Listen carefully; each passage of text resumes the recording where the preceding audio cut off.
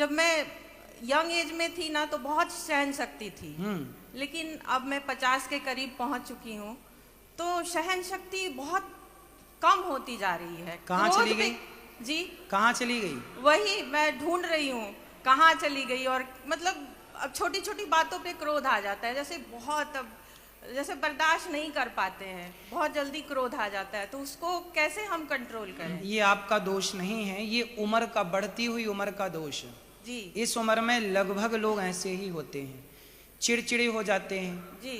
जरा जरा। अब देखो ना, बूढ़ी बूढ़ी स्त्रियां कहते हैं ना रस्सी जल गई पर, वही बात है, जैसे ही आप और बूढ़ी होगी जी वैसे ही और आपका गुस्सा बढ़ेगा। मैं वही नहीं होना चाहती हूँ तो ना। फिर आपको एक उपाय बताता हूँ। जी। आप नित्य प्रति सत्संग करिए। और आज की कथा में हमने क्या बोला कि कर्ता मैं नहीं हूं, कर्ता भगवान है। जी। आपको ये चिड़चिड़ा इसलिए आता है क्योंकि आपने स्वयं को कर्ता मान लिया कि मैं करता हूं, मैं करती हूं, मैंने किया।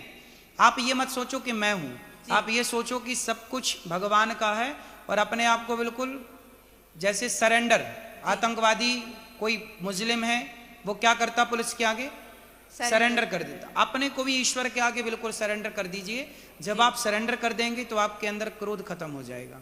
क्रोध आने की दो वजह होती है। गुस्सा इसलिए आता है कि पहला तो आपको अभिमान है कि मैं करती हूँ, अभी तक मेरा इस घर में दबदबा था, अब जब से ये आए वो आए बहुएं आई तो मैं थोड़ा कम हो गया।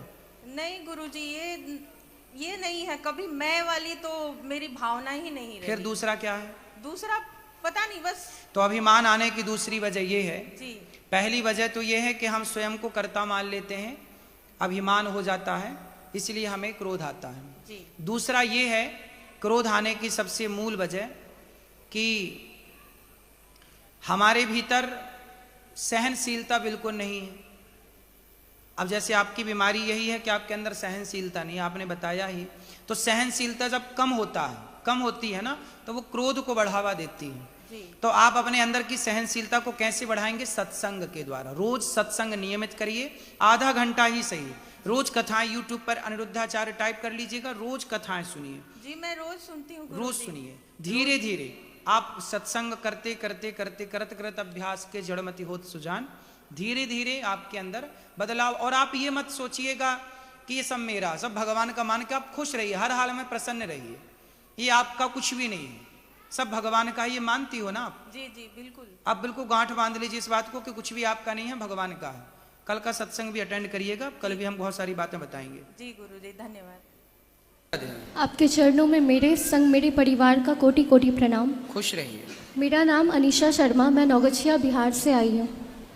गुरुजी, मेरा प्रश्न आपसे ये था, हम जो भक्ति करते हैं हमें कभी कभी एहसास होता है कि प्रभु हमसे खुश हैं, हमें उनकी लीलाओं का अनुभव होता है कि हाँ वो हमारे साथ है, उनकी कृपा हम पर है। लेकिन मन में यही डर रहता है कि आज जो श्री जी ने मुझ पर कृपा की है, आज जो राधा रमन जी का मेरे साथ लीला हुआ है, कहीं वो कल कम ना हो जाए, कहीं मेरी भक्ति पर नज़र, मुझे खुद लगता है कि कहीं मेरी भक्ति कम ना हो जाए। नहीं होगी, सत्संग करते रहिए, भक्ति कभी कम नहीं होगी। सत्संग निरंतर करिए। ऐसा नहीं होता कि ऐसा आपको कभी लगता है ना कि जैसे हम भगवान को मान रहे हैं, उनको पूज रहे हैं, फिर कभी कभी लगता है कि कहीं ऐसा ना हो हम भटक जाएं।